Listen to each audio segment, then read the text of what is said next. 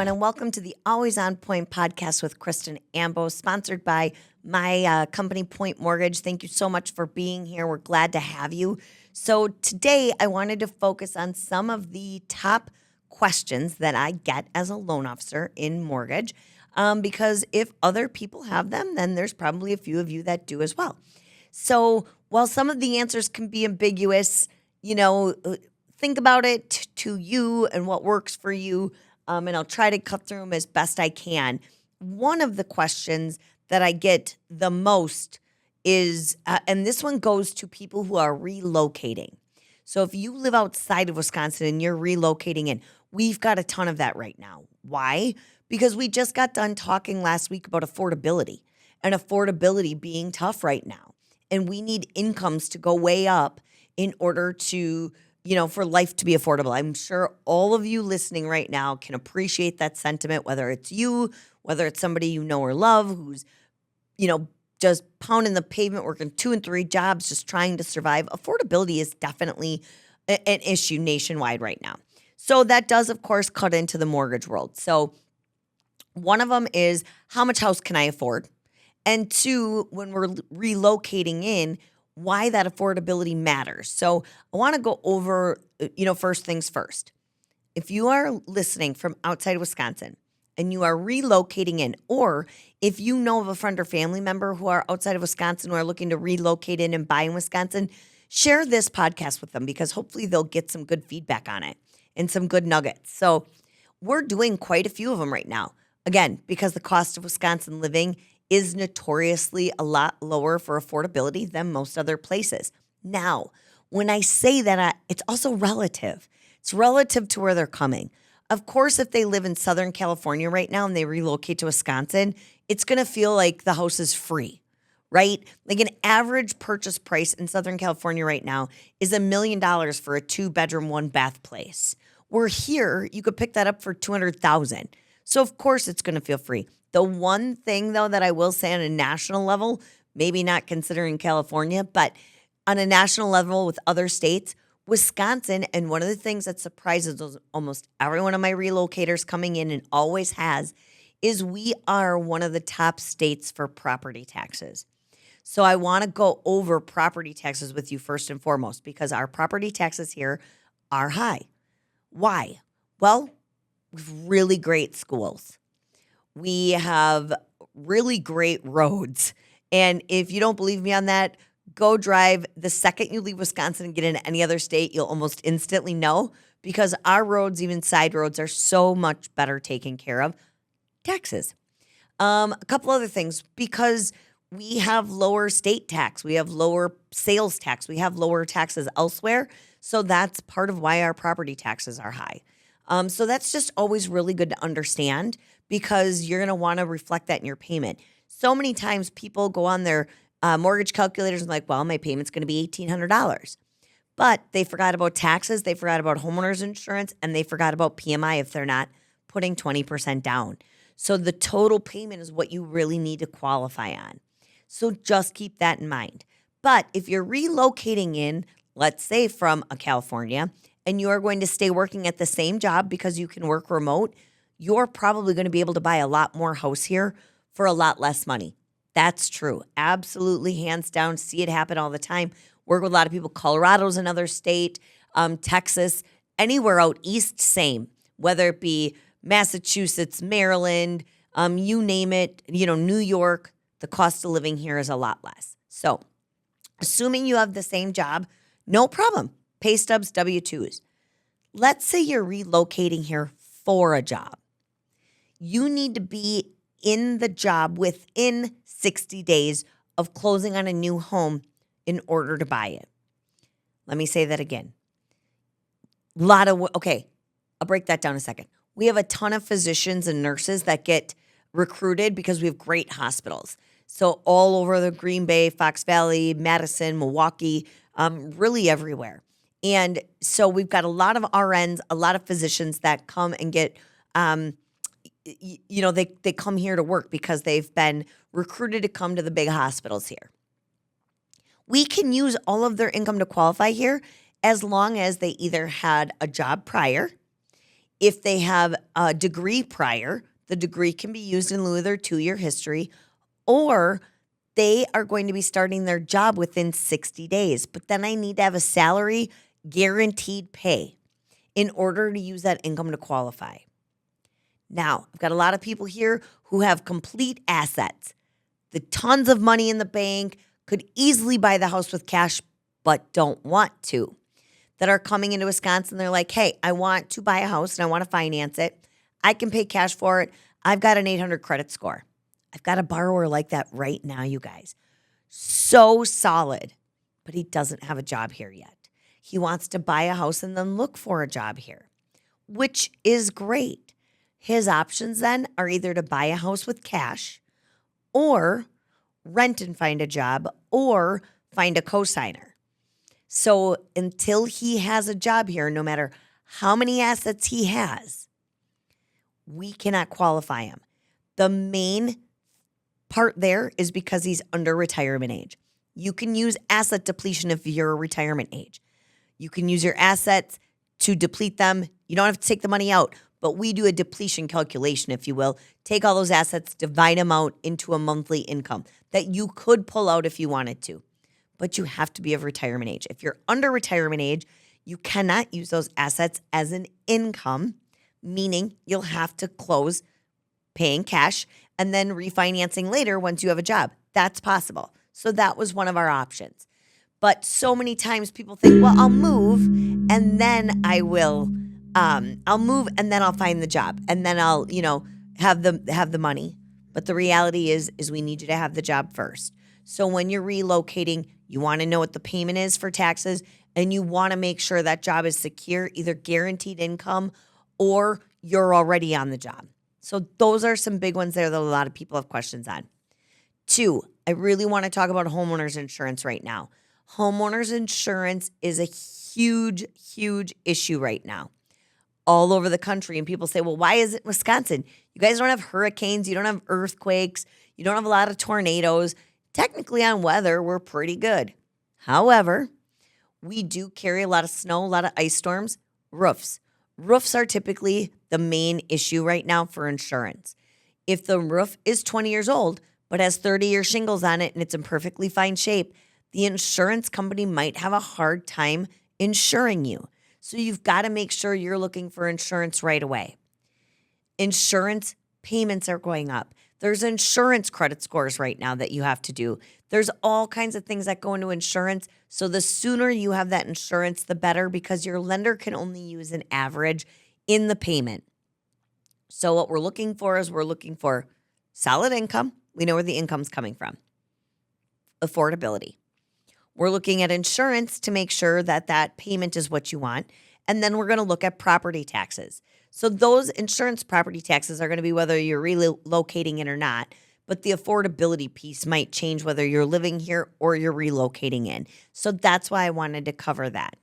The other big question that we get is, Kristen, my payment changed, and I get it probably February of every year. You promised me my payment would never change, and my payment changed. Why? And people are mad because they're not realizing that your principal and interest payment, your actual mortgage payment, principal and interest, did not change. It will stay, if you are on a 30-year fixed payment, it will stay the same for 30 years. But your taxes can go up and down. Your insurance can go up and down. So the actual payment adjustment that's made, and if you start looking, which happens typically February or March every year, is your escrow being recalculated in your payment.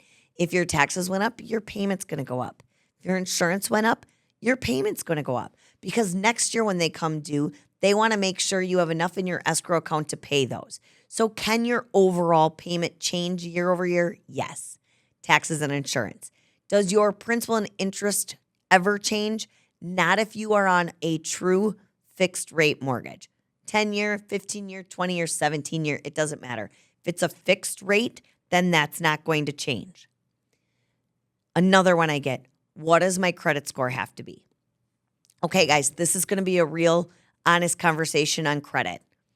Your credit score, technically by Fannie and Freddie standards, doesn't have to be anything, right? There's no minimum anymore. They took it away. FHA, I believe in some lenders you can go as low as 500, and then with VA you can go as low as 550. I might have the VA and FHA backwards. Sorry about that. But you get what I'm saying, in the mid 500s. Just because the guidelines say that you can buy at that credit score doesn't mean you're going to get the loan approval at that credit score. Why? Because we're looking at the risk layers. We're looking at layer over layer. If you have a 550 credit score, no money down, and you've got 4 jobs in the last 18 months, that's a lot of risk layers. You're not getting a loan approval for that most likely.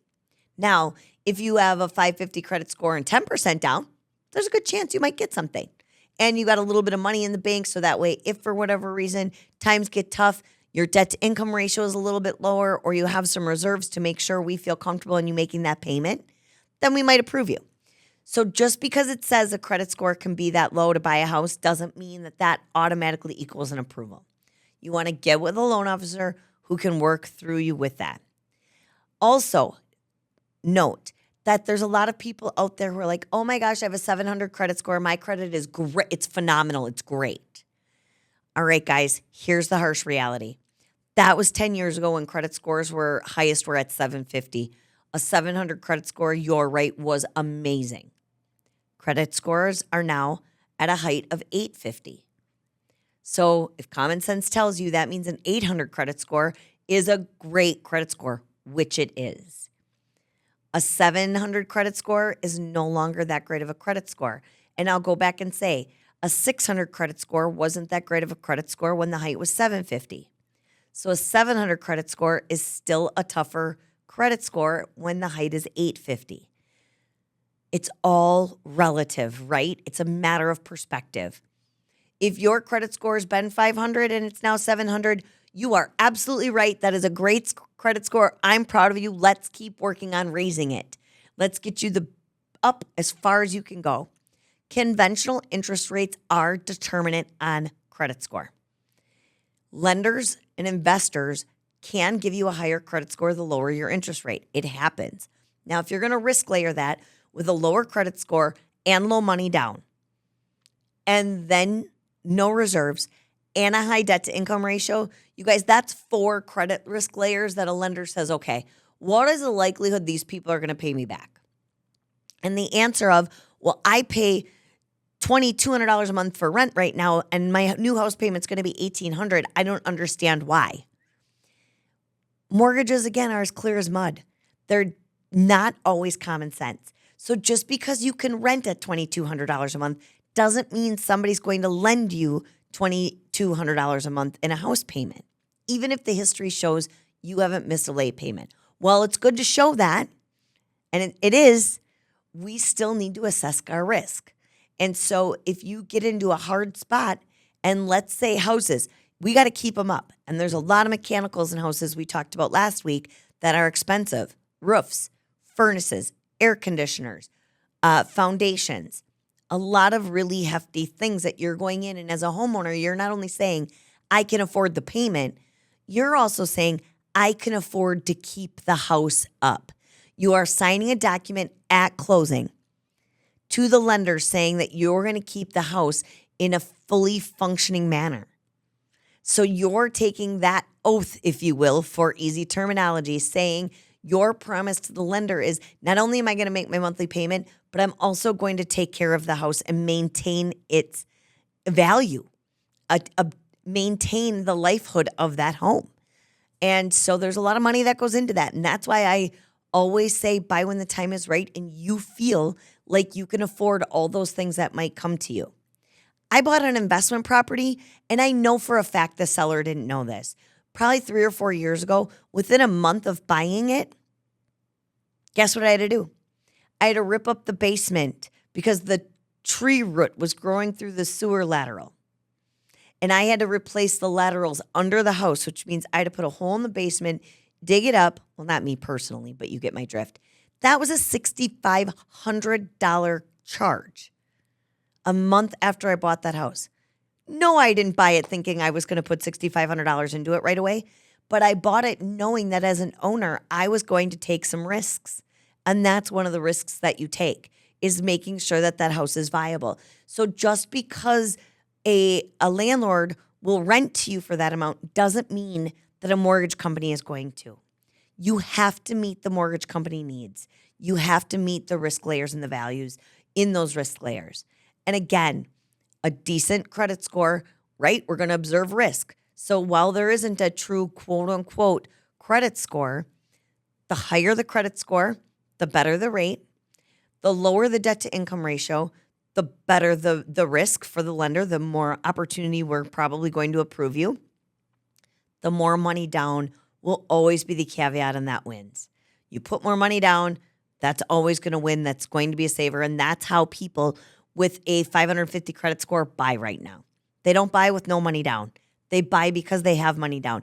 They're saying to a lender, you take a risk on me and I will pay more money down so that you know that I've got skin in this game. That's all it is. That's all we're looking for. So with that being said, we're going over affordability. We went over the cost to buy. Why does your payment change from time to time? Again, taxes and insurance. Who pays for, such things like the earnest money? That's the buyer. So when you're going into a home loan, that's another question I get a lot. Well, how much money do I need to have into the, Kristen, you told me this was a 0 down loan.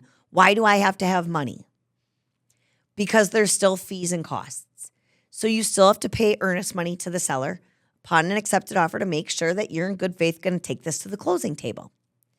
You're still going to have to pay for an appraisal. Most lenders nowadays charge for an appraisal up front, typically somewhere around $500 to $550 on average. Some might be a few dollars higher, some might be a few lower, but right around that $500 marker is where you're going to see that. So you're going to need some money into it to start. There's closing costs. You got that appraisal, remember. You're going to have to pay a lender to look at it. You're going to have to pay an underwriter. You get those fees, that credit bureau fee. We're going to have to put some title insurance on it to make sure no liens and judgments come up. Those are all fees. So even if you're putting zero money down and you're not compensated by the seller to give you a credit for your costs and prepaids, you're probably going to need somewhere between $4,000 and $6,000 or $7,000 to put into the loan. I know that's a huge spread. Some of that has to do with the taxes. Some of that has to do with the purchase price.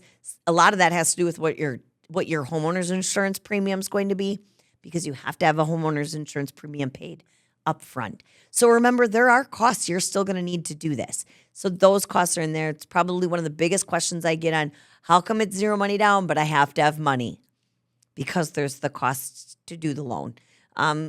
Crazy enough, I know those of you out there listening, if you're working at a job, right, you're getting paid to do that job. We're asking people to do a job, to go out to do an appraisal, to look at the title insurance from behind to make sure there's no liens and judgments. All of those things are being done by somebody working for them. They get paid. In turn, they charge a consumer a fee to get paid to reimburse them for the work they're doing for you. So that's what the closing costs are. Last but not least, I want to break down PMI. I feel like I've talked about it, heard it, seen it. It's still a topic of conversation. I've got a client I'm working with right now who is anti-PMI.